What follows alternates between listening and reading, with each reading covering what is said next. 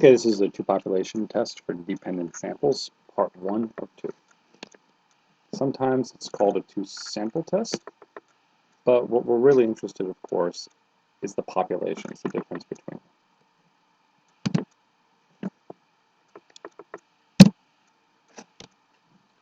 So when we think about what dependent samples mean, in stats, dependence is when one value just depends on another. Like your weight is dependent on how much food you eat, in part.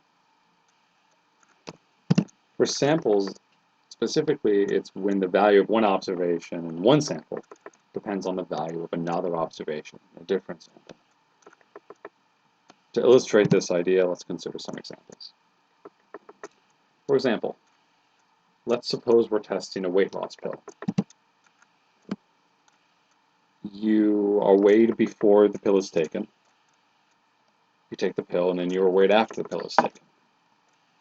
How much you weighed before the pill is taken should influence how much you weigh after the pill is taken. If someone weighs 250 pounds, then that will influence how much they weigh after the pill. Like they might be 240 or 243.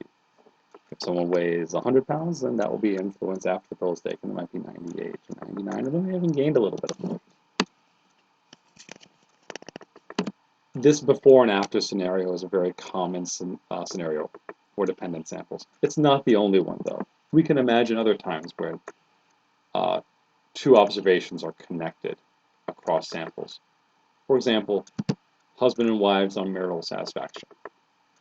If a husband is not satisfied with the marriage, it's probably likely that his partner is not either.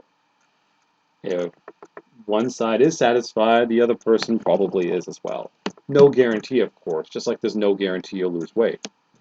But we can tell a very compelling story as to why one would be connected with another.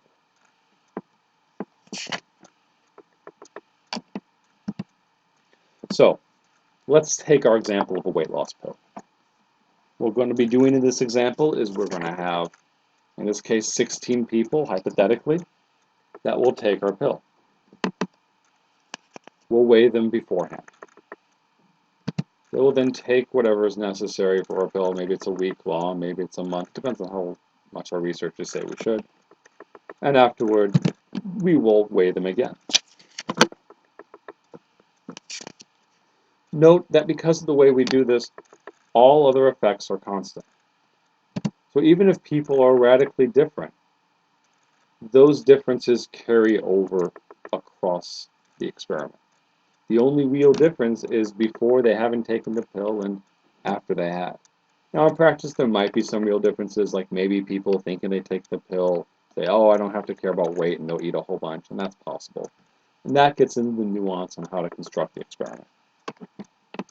Give them a sugar pill, for example, if need be. But in general, for simplicity, let's just stick with this. So we have 16 before, and then we have those same 16 after.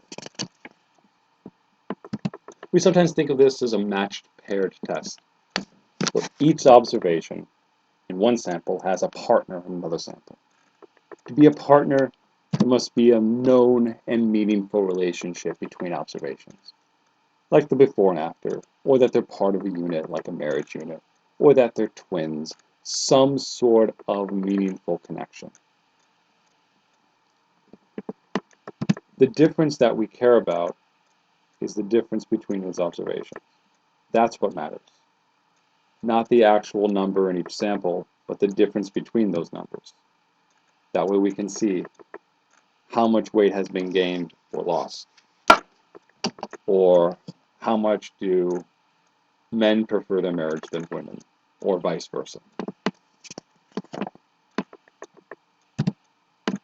Thus, the number of observations is now equal to the number of differences, not the number of pieces of information we have.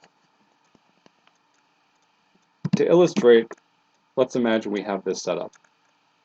But for whatever reason, two of our observations never show up to be reweighed. How many observations do we have? It's not 16. Even though in theory, if everything went well, we would have 16 pairs, 2 people didn't show up. We don't have 16 differences. These are the number of differences we have. These are the number of completed pairs. It's 14. So our sample size is 14 because we have 14 differences. So that concludes part 1. Now that we've armed ourselves with the basic ideas, we will continue on to part 2 to see what the results are.